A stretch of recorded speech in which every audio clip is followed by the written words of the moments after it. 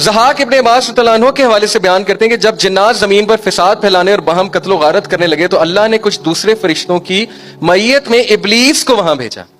Okay, تو ابلیس actually ایک نیک جن تھا اور اس کا اصل نام تھا عزازیل.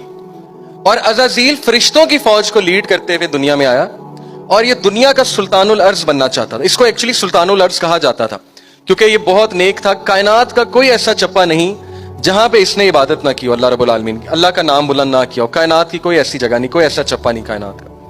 تو ابلیس اس کا نام ایکچولی پڑا ہے کیونکہ مایوس ہو گیا اللہ کی رحمت سے. ابلیس کا مطلب ہے دا ہوپ لیس ون, مایوس کن.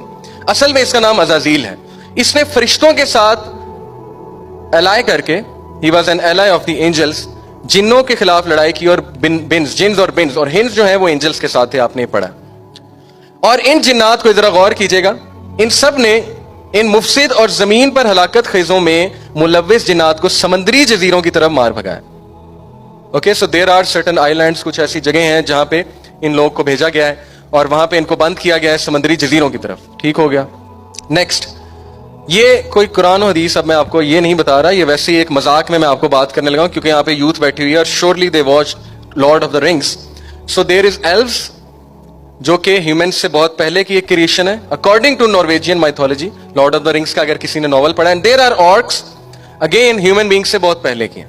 اوکے, اور پھر ان کی آپس میں فائٹس ہوتی ہیں, بیٹلز ہوتی ہیں, ان کے آپس میں الائز بنتے ہیں وغیرہ وغیرہ. سو ہو نوز, مے بی اس طرح کی کریشن ہو, بٹ واللہ عالم. یہ میں نے صرف آپ کو ایک بات کی ہے, اس کا قرآن و حدیث سے کوئی تعلق نہیں اس بات کا. اوکے, یہ لارڈ آف دا رنگز ہے, یہ قرآن و حدیث نہیں ہے. لیکن چونکہ مائتھولوجیز میں یہ باتیں ہو رہی ہیں کہ پہلے بھی کوئی ہوگا, اب آپ لوگوں کو میں بتاؤں گا کہ how to connect all the missing puzzles, missing pieces. کیا ہے معاملہ دیکھیے جی.